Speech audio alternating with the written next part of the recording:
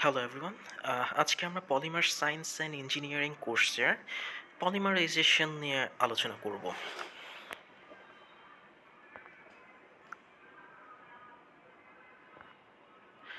আচ্ছা, তো পলিমারাইজেশনে যাওয়ার আগে ছোট্ট করে আমরা একটু রিক্যাপ করব যে পলিমার জিনিসটা আসলে কী ছিল, হ্যাঁ? আমাদের অবশ্যই মনে আছে যে না, পলিমার জিনিসটা কি? পলিমার জিনিসটা হচ্ছে অনেকগুলো মনোমার যখন একত্রে মিলিত হয়ে একটা বড় মলিকিউল গঠন করে, হ্যাঁ? তখন সেটাকে আমরা পলিমার বলি, তাই না?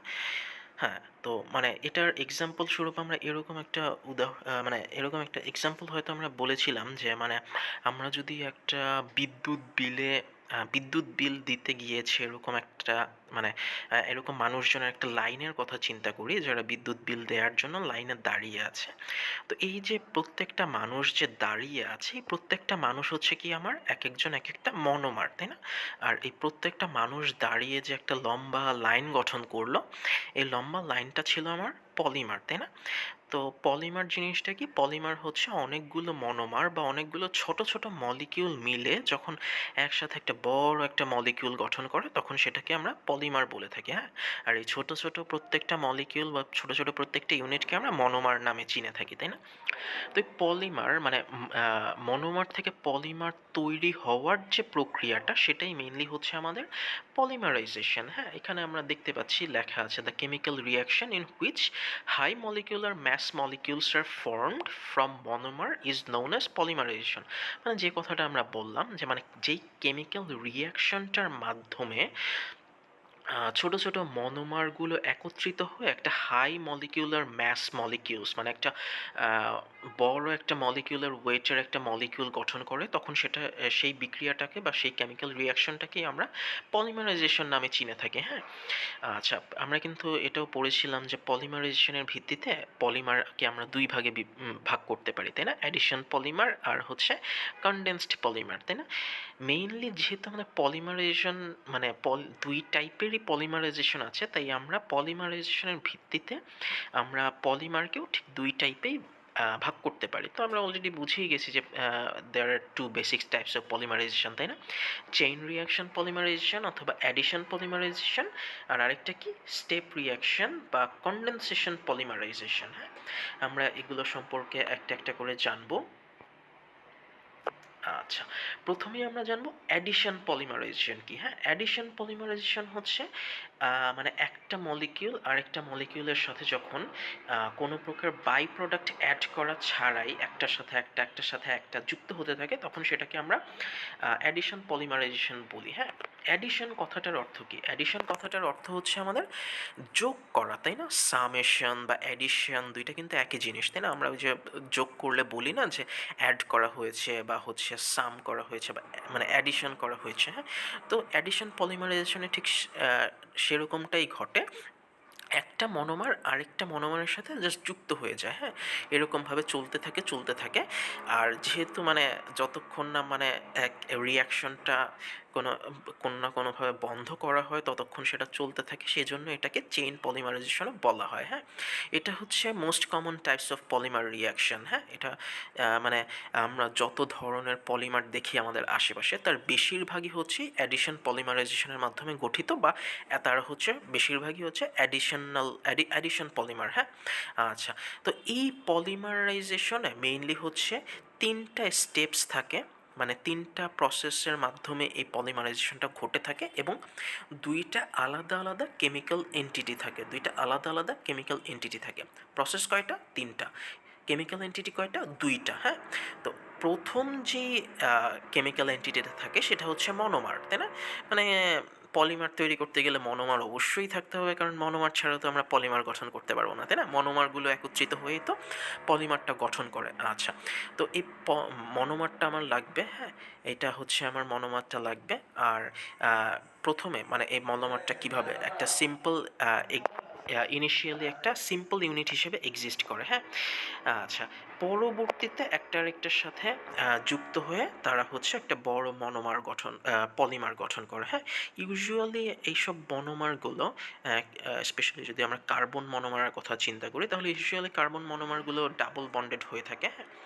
এক্ষেত্রে আমরা ইথিলিনকে একটা এক্সাম্পল হিসেবে নিতে পারি। হ্যাঁ, ইথিলিন থেকে আমরা যদি পলিইথিলিন গঠন করতে যাই, যেটাকে আমরা সাধারণ নামে পলিথিন নামে চিনি। হ্যাঁ, তো এই পলিথিন তৈরি হয় কিন্তু মেইনলি অ্যাডিশন পলিমারাইজেশনের মাধ্যমেই। এখানে মনোমার ইউনিটটা কি আমার ইথিলিন। হ্যাঁ, ইথিলিন কিন্তু ডাবল বন্ডেড কার্বন, মানে কার্বনের এখানে ডাবল বন্ড থাকে, তাই না, ইথিলিনের মধ্যে। হ্যাঁ, আচ্ছা, মনোমার ব্যতীত আরেকটা আমার কি কেমিক্যাল এন্টিটি আছে, আরেকটা আমার কেমিক্যাল এন্টিটি আছে ক্যাটালিস্ট। হ্যাঁ, ক্যাটালিস্ট আছে। তো ক্যাটালিস্টটাই মেনলি হচ্ছে এই পলিমারাইজেশন বিক্রিয়াটা, অ্যাডিশন পলিমারাইজেশন বিক্রিয়াটা নিয়ন্ত্রণ করে। হ্যাঁ, যতক্ষণ পর্যন্ত আমার একটা ক্যাটালিস্টের উপস্থিতি থাকবে, রিয়াকশনটা ততক্ষণ পর্যন্ত ঘটতে থাকবে।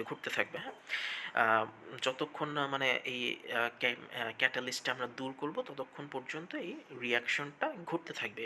এই জন্যই মানে যেহেতু ঘটতেই থাকে, রিয়াকশনটা ঘটতেই থাকে, সেজন্য এটাকে চেইন রিয়াকশন পলিমারাইজেশন বলা হচ্ছে, তাই না? আচ্ছা, তো এখানে আমরা যে কেমিক্যাল ক্যাটালিস্ট, কেমিক্যাল রিয়াক্টেন্টটা ইউজ করি বা ক্যাটালিস্ট যেটাকে ইউজ করি, সেটা সাধারণত একটা কি বলে, একটা ফ্রি রেডিক্যাল কেমিক্যাল কম্পোনেন্ট হয়ে থাকে। ইউজুয়ালি ফ্রি রেডিক্যাল পারক্সাইড হয়ে থাকে, যেটা খুবই রিলেটিভলি খুবই লো কনসেন্ট্রেশনে অ্যাড করা হয়। হ্যাঁ, বেশি অ্যামাউন্টে অ্যাড করলে কিন্তু মানে মানে রিয়াকশনের রেট অনেক বেশি বেড়ে যাবে, সেক্ষেত্রে কিন্তু কোনো দুর্ঘটনা ঘটতে পারে। হ্যাঁ, তো আমরা খুবই রিলেটিভলি মানে খুবই লো কনসেন্ট্রেশনে ফ্রি র্যাডিক্যালটা অ্যাড করা হয়। আচ্ছা, ফ্রি র্যাডিক্যালটা কি? ফ্রি র্যাডিক্যালটা মেইনলি হচ্ছে এমন একটা কেমিক্যাল এন্টিটি বা এমন একটা কেমিক্যাল কম্পোনেন্ট যেটা হচ্ছে একটা ফ্রি ইলেকট্রন গঠন করে। হ্যাঁ, একটা ফ্রি ইলেকট্রন তাতে উপস্থিত থাকে। হ্যাঁ, একটা ফ্রি ইলেকট্রন উপস্থিত থাকে। এই ফ্রি ইলেকট্রনটার কাজ কি? এই ফ্রি ইলেকট্রনটার কাজ হচ্ছে অন্য কোনো একটা মলিকিউলের অন্য কোনো একটা ইলেকট্রনের সাথে সে কোভ্যালেন্ট বন্ড গঠন করে, অর্থাৎ অন্য একটা মলিকিউল, অর্থাৎ মানে অন্য একটা অণুর অন্য একটা ইলেকট্রনের সাথে সে একটা সমযোজী বন্ধন গঠন করে। হ্যাঁ, এটাই হচ্ছে ফ্রি র্যাডিক্যাল বা ফ্রি ইলেকট্রনের কাজ। হ্যাঁ, আচ্ছা, তো আমরা এখন অ্যাডিশন পলিমারাইজেশনের স্টেপগুলো সম্পর্কে একটু জেনে নেই। ফার্স্ট স্টেপ কি? ফার্স্ট স্টেপ হচ্ছে ইনিশিয়েশন জিনিসটা কি? আচ্ছা, ইনিশিয়েশন নামটা শুনলেই আমরা বুঝতে পারি যে সূচনা, তাই না? ইনিশিয়েশন শব্দের বাংলা মানে একদম আবিধানিক অর্থটা আমি জানি না, মনে হয় এটাই হবে যে মানে সূচনা। হ্যাঁ, আমরা সাধারণত এটাই বুঝি সূচনা, তাই না? ইনিশিয়াল মানে একদম শুরুর দিকে, তাই না, এরকম সূচনা। তো step polymerization, addition polymerization first স্টেপটা হচ্ছে সূচনা বা ইনিশিয়েশন। এই ফার্স্ট স্টেপে কি হয়, আমাদের যে মনোমার ইউনিটগুলো আছে তাতে হচ্ছে আমাদের কি বলে ফ্রি র্যাডিক্যালটাকে ফ্রি রেডিক্যালটাকে ইন্ট্রোডিউস করা হয়। হ্যাঁ, ফ্রি রেডিক্যালটাকে ইন্ট্রোডিউস করা হয়। আচ্ছা, এখানে আমরা কথা বলছি ইথিলিন থেকে কিভাবে পলিইথিলিন গঠন করা যায়। হ্যাঁ, তো আমরা এখানে নিচের দিকে যদি রিয়াকশনটা খেয়াল করি, রিয়াকশনে আমরা ইথিলিনের মনোমারটা দেখতে পাচ্ছি, তাই না? ইথিলিনের বাম দিকে মানে অ্যারোটার বাম দিকে মানে রিয়াকশনের লেফট সাইডে আমরা হচ্ছে দুইটা আলাদা আলাদা মলিকিউল দেখতে পাচ্ছি। একদম লেফটের মলিকিউলটা হচ্ছে আমাদের কি ফ্রি রেডিক্যালটা। হ্যাঁ, এর পাশের মলিকিউলটা হচ্ছে আমাদের ইথিলিনের মলিকিউলটা। হ্যাঁ, ইথিলিনের মলিকিউলে আমরা দেখতে পাচ্ছি যে কার্বন কার্বন ডাবল বন্ড আছে, তাই না? কার্বন কার্বন ডাবল বন্ড আছে। আর যেই ফ্রি রেডিক্যালের যে মলিকিউলটা দেখতে পাচ্ছি এটাতে অক্সিজেনের উপর একটা ডট দেওয়া আছে, যেটা মেইনলি হচ্ছে ফ্রি অক্সিজেন ফ্রি ইলেকট্রন আর কি নির্দেশ করে। হ্যাঁ, অক্সিজেন পরমাণুর উপর একটা ডট দেওয়া আছে যেটা মেইনলি ফ্রি ইলেকট্রন নির্দেশ করে। আচ্ছা, তো এই যখন হচ্ছে আমরা এই ডাবল বন্ডেড মনোমারে ফ্রি র্যাডিক্যালটাকে ইন্ট্রোডিউস করাবো, তখন কি হয়, তখন হচ্ছে এই যে ফ্রি র্যাডিক্যালের মধ্যে যে ফ্রি ইলেকট্রনটা বা মুক্ত ইলেকট্রনটা আছে সেটা কি করে, সেটা হচ্ছে কার্বন কার্বন যে ডাবল বন্ড আছে সেটা ভেঙে দেয় এবং সাথে সাথে কি করে, একটা কার্বন অ্যাটমের সাথে সে হচ্ছে একটা কোভ্যালেন্ট বন্ড গঠন করে, তাই না? আমরা একটু আগেই বললাম যে ফ্রি ইলেকট্রনের কাজ হচ্ছে আরেকটা মলিকিউলার আরেকটা ইলেকট্রনের সাথে সে হচ্ছে কোভ্যালেন্ট বা সমযোজী বন্ধন গঠন করে। হ্যাঁ, এক্ষেত্রেও ঠিক সেটাই হয়েছে। দেখেন, অক্সিজেনটা একটা কার্বন অ্যাটমের সাথে কি করেছে, ইলেকট্রন আদান প্রদানের মাধ্যমে একটা ইলেকট্রন শেয়ারের মাধ্যমে একটা কোভ্যালেন্ট বন্ড গঠন করে ফেলেছে। আবার যেহেতু একটা কার্বন অ্যাটম অক্সিজেনের সাথে কোভ্যালেন্ট বন্ড গঠন করে ফেলেছে, সেক্ষেত্রে আরেকটা কার্বন অ্যাটমে যে ইলেকট্রনটা ছিল, আরেকটা কার্বন অ্যাটম যে এর আগে একটা ইলেকট্রন শেয়ার করতো, সেই শেয়ারড ইলেকট্রনটা কিন্তু এখন একা হয়ে গেছে, হ্যাঁ, সেটা এখন ফ্রি র্যাডিক্যাল বা ফ্রি ইলেকট্রন হিসেবে আচরণ করবে, সেটা এখন ফ্রি ইলেকট্রন হিসেবে আচরণ করবে। তো মেইনলি অ্যাডিশন পলিমারাইজেশন এভাবেই শুরু হয়। শুরুতে কি হয়, কার্বন কার্বন ডাবল বন্ডে আমার ফ্রি র্যাডিক্যালটা অ্যাটাক করে এবং কার্বন কার্বন ডাবল বন্ড ভেঙে দেয় এবং একটা কার্বনের সাথে ফ্রি র্যাডিক্যালটা একটা কোভ্যালেন্ট বন্ড গঠন করে এবং আরেকটা কার্বনের মধ্যে তখন সে ফ্রি ইলেকট্রন উৎপন্ন করে। আচ্ছা, পরের স্টেপটা কি, পরের স্টেপ হচ্ছে প্রোপাগেশন। পরের স্টেপটা হচ্ছে প্রোপাগেশন। এটা হচ্ছে একটা রিপিটেটিভ অপারেশন, যেখানে আর কি, যেটার মাধ্যমে আর কি আমাদের পলিমারের যে চেইনটা সেটা কি বলে ফর্মড হয়, হ্যাঁ, সেটা আমরা পাই, কমপ্লিট একটা পলিমার চেইন আমরা পেতে থাকি, মানে একটা পলিমার চেইন আমরা পেতে থাকি, হ্যাঁ। তো এখানে কি হয়, এই যে একটু আগে আমাদের যে মানে কার্বন কার্বন ডাবল বন্ড ভেঙে গিয়ে একটা কার্বনের উপর যে একটা ফ্রি র্যাডিক্যাল উৎপন্ন হলো, একটা ফ্রি ইলেকট্রন উৎপন্ন হলো, এই ফ্রি ইলেকট্রনটা এখন ফ্রি র্যাডিক্যাল হিসেবে অ্যাটাক করবে আরেকটা কার্বন কার্বন ডাবল বন্ডেড মনোমারকে। সেখানে কি করবে, সে ঠিক আগের স্টেপের মতোই ফ্রি র্যাডিক্যালের মতো আচরণ করে কার্বন কার্বন বন্ড ভেঙে দিয়ে নিজে একটা কার্বনের সাথে কোভ্যালেন্ট বন্ড গঠন করবে এবং আরেকটা কার্বনে ফ্রি একটা ইলেকট্রন উৎপন্ন করে দেবে, হ্যাঁ।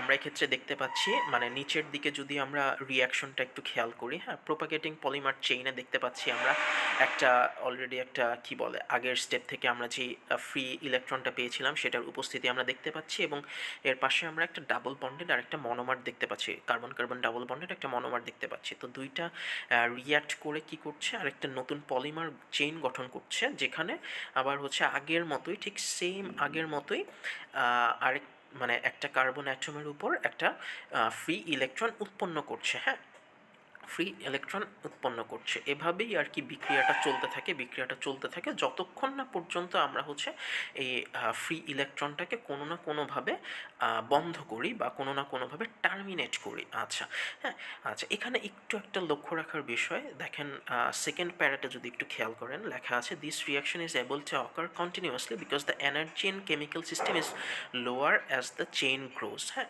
আচ্ছা, কি বলা হয়েছে, এই রিয়াকশনটা মানে কন্টিনিউয়াসলি চলতে থাকতে পারে কেন, কারণ কেমিক্যাল সিস্টেমের কারণ যে এনার্জিটা আছে কেমিক্যাল সিস্টেমে সেটা সাধারণত চেইন যতটা গ্রো করে তার চেয়ে কম হয়ে থাকে, সেই জন্য থার্মোডাইনামিক্যালি এই এনার্জি মানে এই কি বলে এই রিয়াকশনটা আজীবন চলতে থাকতে পারে, হ্যাঁ। ইউজুয়ালি মানে পলিমার গঠন হওয়ার যে এনার্জিটা, তো সেই সামেশনটা সাধারণত মানে কম হয়ে থাকে এক একটা সবগুলো ইন্ডিভিজুয়াল মনোমারের যদি আমরা এনার্জির সাম করি সেটার চাইতে, হ্যাঁ। আচ্ছা, তো সেই জন্যই আর কি অ্যাডিশন পলিমারাইজেশনটা সারাক্ষণ মানে চলতেই থাকে ওই চেইন রিয়াকশন, সেজন্যই বলা হয়। আচ্ছা, লাস্ট যে স্টেপটা সেটা হচ্ছে টার্মিনেশন। আমরা একটু আগে একটা কথা বললাম যে মানে আমরা যতক্ষণ না পর্যন্ত ফ্রি ইলেকট্রনটাকে দূর করব, যতক্ষণ না পর্যন্ত ফ্রি ইলেকট্রনটাকে টার্মিনেট করব, ততক্ষণ পর্যন্ত আমাদের অ্যাডিশন পলিমারাইজেশনটা চলতে থাকবে, হ্যাঁ। তো এই ফ্রি ইলেকট্রনটাকে দূর করার জন্য আমরা হচ্ছে আরেকটা ফ্রি র্যাডিক্যাল আমরা ইনপুট দিতে হবে বা ইন্ট্রোডিউস করতে হবে, হ্যাঁ, সিস্টেমে ইন্ট্রোডিউস করতে হবে, হ্যাঁ। সাধারণত যে লেফট ওভার থাকে অরিজিনাল যে পারক্সাইড, মানে আমরা যেহেতু আমরা কি বলে পলিইথিলিনের ইথিলিন থেকে পলিইথিলিনের প্রক্রিয়াটা দেখছি, সেক্ষেত্রে আমরা ইউজুয়ালি মানে পারক্সাইড ইউজ করি। তো পারক্সাইডের যে স্প্লিটেড যে মানে লেফট ওভার ফ্রি রেডিক্যালটা থাকে এখানে সেটাকেই ব্যবহার করে আর কি কমপ্লিট একটা পলিমার চেইন গঠন করা হয়। কিভাবে? টার্মিনেশনের মাধ্যমে, হ্যাঁ। এই লেফট ওভার ফ্রি রেডিক্যালটাই টার্মিনেটর হিসেবে এখানে কাজ করে, হ্যাঁ, ওই মুভির মতো, টার্মিনেটর মুভির মতো লেফট ওভার ফ্রি রেডিক্যালটা আমার এখানে টার্মিনেটর হিসেবে কাজ করে। এটা কি করে, যে এখানে আমরা দেখতে পাচ্ছি লেফট ওভার ফ্রি রেডিক্যালের মধ্যে কিন্তু অলরেডি একটা আমাদের কি আছে, আমাদের একটা ফ্রি ইলেকট্রন আছে, হ্যাঁ। এই ফ্রি ইলেকট্রনটা মানে আমরা একদম শুরুতে বলেছি ফ্রি ইলেকট্রনের কাজ কি। ফ্রি ইলেকট্রনের কাজ হচ্ছে আরেকটা মলিকিউলের আরেকটা ইলেকট্রনের সাথে সে একটা সমযোজী বা কোভ্যালেন্ট বন্ড গঠন করে, তাই না? তো এখানে আমরা প্রোপাগেটিং পলিমার চেইনে অলরেডি কি আছে, একটা ফ্রি ইলেকট্রন আছে, আবার লেফট ওভার ফ্রি রেডিকেলেও কি একটা ফ্রি ইলেকট্রন আছে। তো দুইটা ফ্রি ইলেকট্রন যখন একে অন্যের সাথে মানে রিয়্যাক্ট করে, তখন তারা একে অন্যের সাথে একটা কোভ্যালেন্ট বন্ড গঠন করে ফেলে। কোভ্যালেন্ট বন্ড গঠন করে ফেলার মাধ্যমে কি হচ্ছে, আলটিমেটলি যেই আমাদের ফ্রি রেডিক্যালগুলো বা ফ্রি ইলেকট্রনগুলো ছিল সেগুলো আর থাকছে না, সেগুলো টার্মিনেটেড হয়ে যাচ্ছে। তো যেহেতু আর ফ্রি রেডিক্যালগুলো থাকছে না, ফ্রি ইলেকট্রনগুলো থাকছে না, তাই আলটিমেটলি আমার রিয়াকশনটা ঠিক সেখানেই থেমে যাচ্ছে। আমাদের আর নতুন কোনো রিয়াকশন বা নতুন কোনো মনোমার সেই গ্রুপে অ্যাড হচ্ছে না, সেই চেইনটাতে অ্যাড হচ্ছে না, বা মানে বেসিক্যালি আমাদের পুরো রিয়াকশনটা থেমে যাচ্ছে। এভাবেই আর কি আমরা এই অ্যাডিশন পলিমারাইজেশনটাকে টার্মিনেট বা শেষ করে থাকি। হ্যাঁ, এভাবেই আমরা আলটিমেটলি একটা কমপ্লিট পলিমার চেইন পেয়ে থাকি।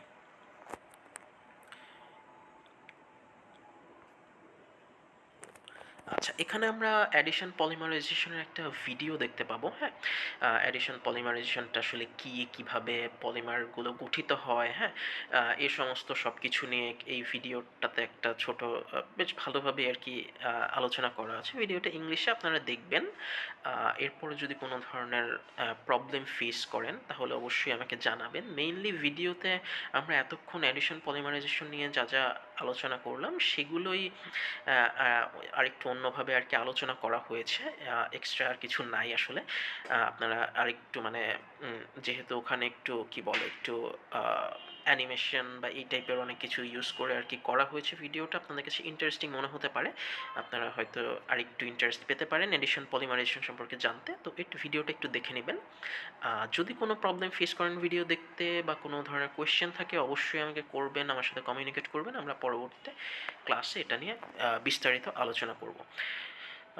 তো আজকে মানে আচ্ছা, এডিশন পলিমারাইজেশন শেষ করার আগে একটা কথা একটু বলতে চাই, সেটা হচ্ছে আমরা কিন্তু অ্যাডিশন পলিমারাইজেশনের বিক্রিয়াটা যদি আমরা আরেকবার দেখি, এখানে দেখতে পাচ্ছি তাই না, অ্যাডিশন পলিমারাইজেশনের কোনো বিক্রিয়ার কোনো স্টেপেই কিন্তু আমরা দেখতে পাচ্ছি না যে এখান থেকে কোনো ধরনের বাই প্রোডাক্ট উৎপন্ন হয়। হ্যাঁ, কোনো ধরনের পানি অথবা হাইড্রোক্লোরিক অ্যাসিড বা অন্য কোনো ধরনের বাই প্রোডাক্ট উৎপন্ন হচ্ছে এরকম কিন্তু আমরা কিছু দেখতে পাচ্ছি না, তাই না? জাস্ট দেখতে পাচ্ছি একটা মনোমার আরেকটা মনোমারের সাথে অ্যাড হয়ে যাচ্ছে, একটা মনোমার আরেকটা মনোমারের সাথে অ্যাড হয়ে যাচ্ছে, কিন্তু আলটিমেটলি আমরা এখানে কোনো ধরনের সেকেন্ড কোনো মানে অন্য কোনো প্রোডাক্ট কিন্তু আমরা উৎপন্ন হতে দেখছি না। হ্যাঁ, অনেকগুলো মনোমার একসাথে মিলে একটা পলিমার গঠন করছে, এটাই আমরা দেখছি। পলিমারের পাশাপাশি ওরা কিন্তু কোনো ধরনের বাই প্রোডাক্ট উৎপন্ন করছে না। হ্যাঁ, এটা অ্যাডিশন পলিমারাইজেশনের অন্যতম একটা বৈশিষ্ট্য। আচ্ছা, তো আজকে আমরা এ পর্যন্তই আমাদের আলোচনা থাকবে। ইনশাল্লাহ আমরা নেক্সট লেকচারে হচ্ছে আমরা কনডেনসেশন পলিমার নিয়ে বিস্তারিত আলোচনা করব। ততক্ষণ পর্যন্ত সবাই সুস্থ থাকবেন, ভালো থাকবেন। আল্লাহ হাফেজ।